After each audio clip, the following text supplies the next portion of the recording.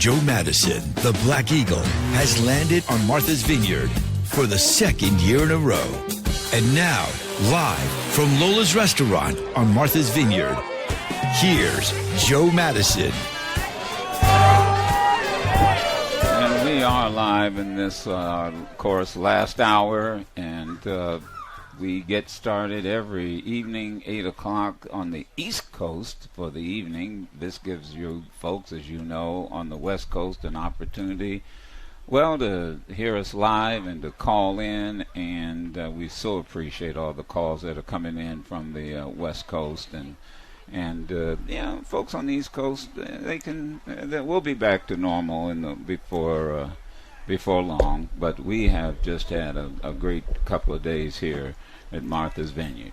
But we're going to interview an old guest in this last hour, and don't go anywhere. Stay with us. We're going to talk about this. May seem strange, but I really feel strongly about this, and that is plastic straws. I know you think I'm crazy. I know, of all the things going on that we've talked about all evening long, we're going to talk about well, it's not just plastic straws, it's the environment. And let's be honest. And you'll get a chance to talk with our guest and hear what her campaign, and it's a very unique approach to it. But right now, let's get to our history for this last hour.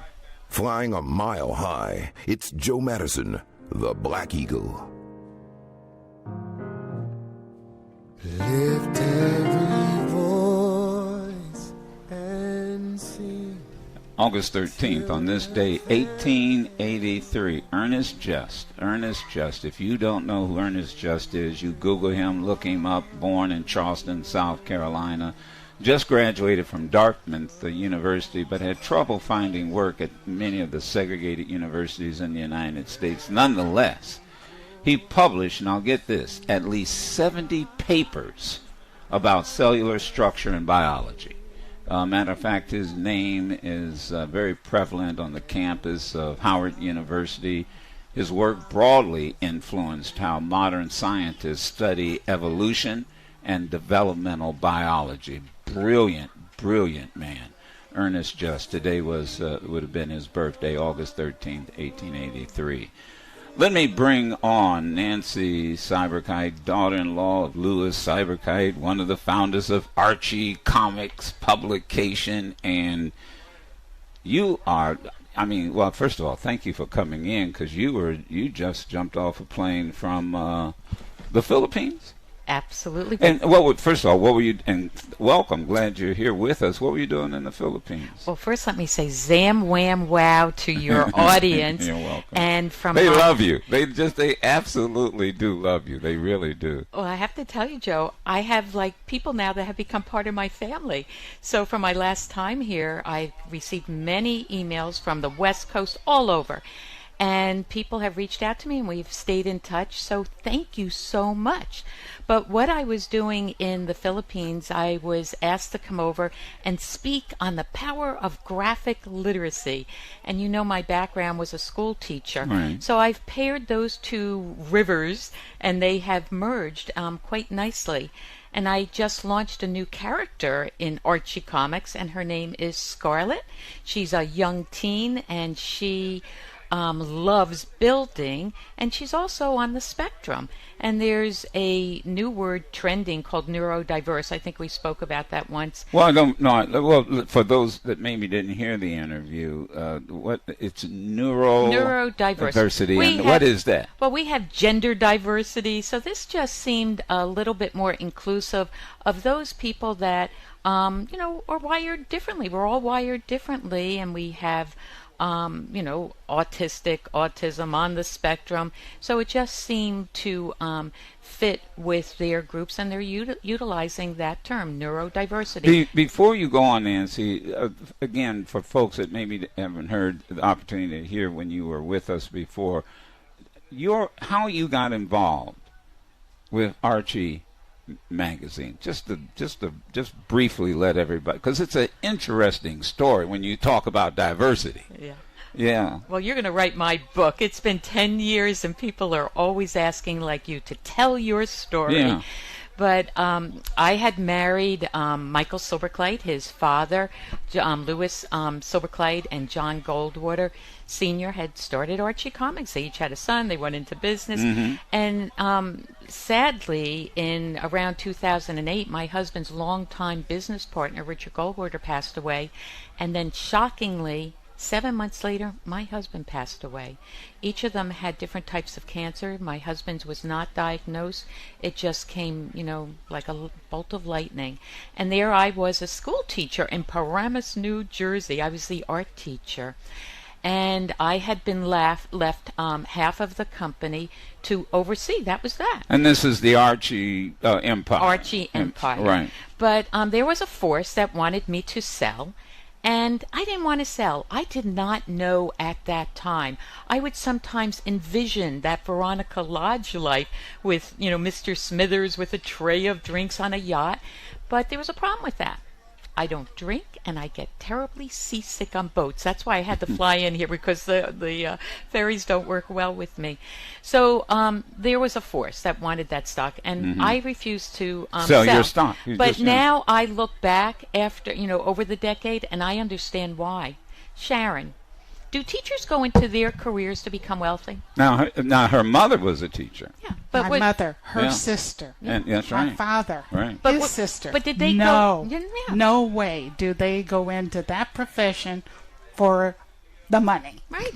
So here you had a woman with 25 years under her belt. As a teacher. Right. And I think that was the answer why money didn't move me. I love making money for my company. You want to buy a comic book? Wherever I go, it's 24/7, always selling.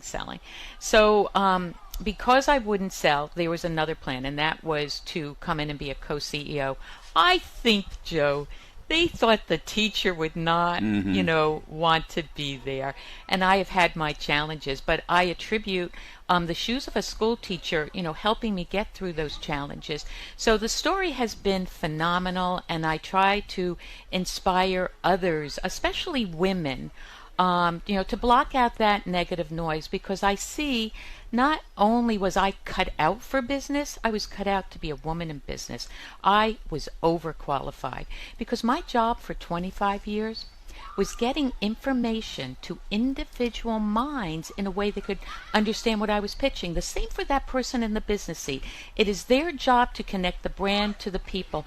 And I always find if I can meet our fans one-on-one, that's why I went over to Manila. They are huge. 302 million Archie fans over there. You are kidding me. No. Wait a minute. How many did you say? They have 302 million people in the Philippines, and I want to meet them all. Yeah. So, and that's again, you ask me, I can call into your show, but there's something to be said about meeting people, and I really, thank you for. Oh no, we just, I mean, and the fact that you have, it's not just a comic book. I grew up with Archie. I mean, it was always one of my favorite comic books, and to hear that, in the Philippines there's that many, but you have done other things with it, and so that's one of the reasons. Now people are probably laughing when I opened the show and said, "You're going to talk about plastic straws?" And I have to tell you, we travel a lot like you do, and when you go to a beach and you can't go into the water because the surf brings in all the plastic, the bottles, and that type of thing. And it's literally, well, you tell us, it's really choking not just the environment, but it's impacting our food supplies, the whole 9 yards. So you figured that Archie Friends could impact this in what way? Well, as she says, as we go into the water, but the life that saw this problem way before we did was the life living in the waters, because you think fish is healthy, but they're getting particles of plastic in them, and our seagulls are getting caught in the balloons. Someone has had a wonderful happiness, a party, and then they let those balloons go, but they land in the water. And I saw a piece the other day where even when they digest the chemicals from the plastic, something as simple as a plastic straw, impacts the food itself, and those chemicals are transferred to us as humans as we eat certain fish. Absolutely. So I happened to be at some cocktail party where they had someone from the Anti-Plastic Pollution organization Right. there. And it was this visual of kids who had made projects utilizing found plastics. And it was huge. It was a huge piece of artwork. And that really, hit a core with me. And I said, I can get your message out globally, because Archie is a global brand. Right. And it really is a brand that belongs to the people, because it was their conversation, the art of conversation, that propelled the brand around. So why not taking, the teacher in me and wanting to create a learning moment, providing information, and doing some type of environmental awareness utilizing entertainment. So I created Bottle Battle, and then getting drastic with plastic. So now with my new character, Scarlett, who represents the neurodiverse population, she's skilled in building. She loves building. But why not build ideas? So when I started hearing that the globe is making a very big push on saying no to plastic straws, please, I figure, why not have Scarlett do it? So here I have the cover. I'm sure maybe Sam will be able to get a snapshot and put it up for everyone. We'll get it up on our Facebook. And yeah. it's only available digitally. People can contact me at nancy.archiecomics@gmail. That is specifically created so I can get this straw thinking story to them. It's 99 cents, and I take credit cards or PayPal.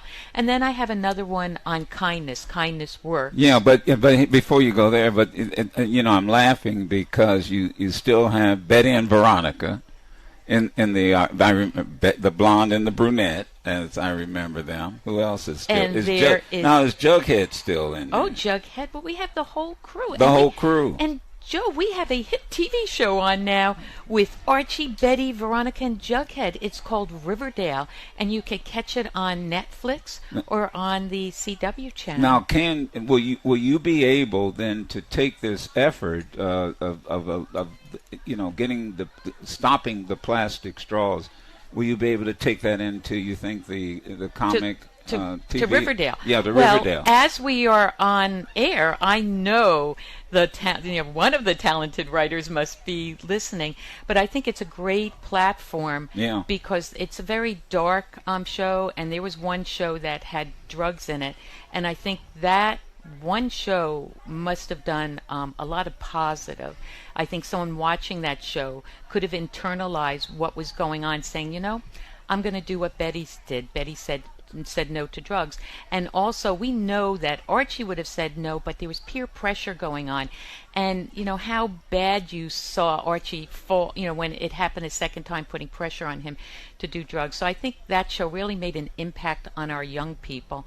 So I would love, if our writers are listening out there, to, utilize these tough issues that are going on, because these are issues that individuals take hold of. Right. This is just a part of environmental issues, but it's a part where we're instilling in people, while we're waiting for government officials to do more, that people can do a lot on their own. And that's where you start. I mean, to be quite candid, that's where you start. Now, what's also fascinating in the sense that one of our favorite restaurants, Sherry, is Ted Montana. Oh, yes, Ted Montana Grill. And of course, named after... I'm going to draw a blank right with you. Formerly Jane Fonda's husband, Ted Turner. Turner. Ted Hello, Turner. TBS. Right? And Ted Montana's restaurants, paper straws. And they've used them for years. And, for years. So he was well ahead of people.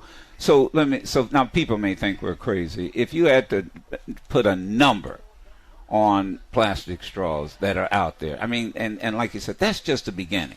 That's just the beginning. I forget how many years it takes for these to break down. I think someone told me it might take 100 years for I don't think straw. they ever break down. And what I'm holding here, Yeah. Joe, is paper because I picked these up in the grocery store in the Philippines, Okay. in Manila. And while I was there, it's monsoon weather, so it rained very heavily. I got to experience my first monsoon weather. And what had happened, this had never happened before. It was so strong, it was able to wash up such a tremendous amount of garbage, which most of it was plastic, Right. in the streets. The roads it made the news, and I brought a The news article from the and this does not do look it at that. justice. I wish I could show this on radio, but this is what washed up. Yeah, I have some more pictures I'll send to Sam, but it was, the people were saying it's coming back to us. What we threw in there is coming back to us, and there was a great deal of shame and wanting to do a lot more, even knowing they have created a lot of damage, as everyone has around the globe. We saw a photograph of the same thing happened, and I think it was the Dominican Republic, and they had the same problem with the rain and the monsoon. I don't know if they call them monsoons there, but it had washed up you would thought all the plastic that was ever in the ocean, and they say it happens every time they have a rain season, and you can't go on the beaches. They have to hire darn near a army to clean it up, and it's just not in the Dominican. It's just not in Manila.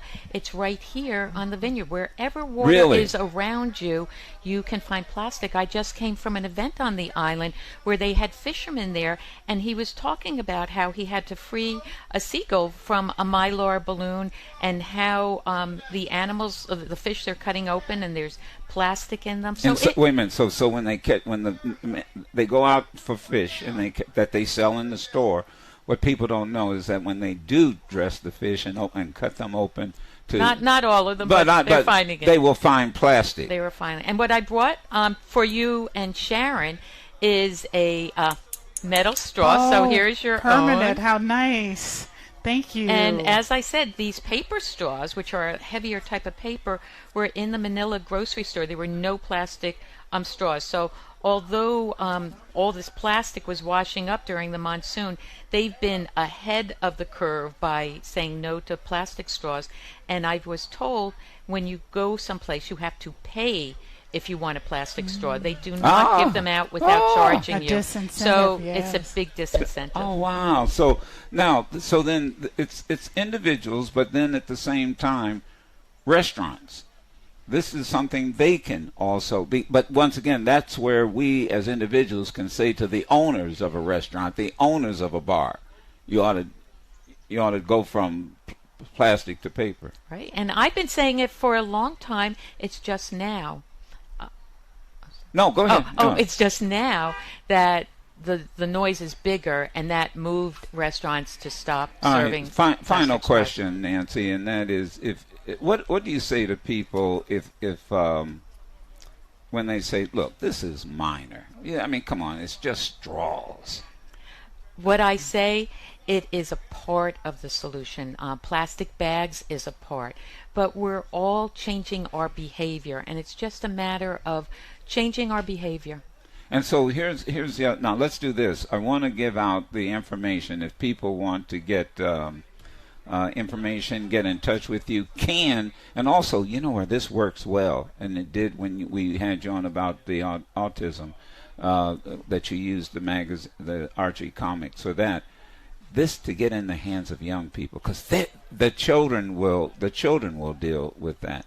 So let me do this on the other side real quick. I'll have you give out the information, and where teachers can contact me at nancy.archiecomics with an S at gmail.com. All right, we'll put that on our Facebook. Okay, so thank you again. No, for having thank you, and as folks think, it really is serious. Yeah. And we're poisoning our environment. We're poisoning ourselves. Thank you, Nancy. Thank you. Always. Sugar, sugar. Madison is live from Martha's Vineyard on Sirius XM Urban View.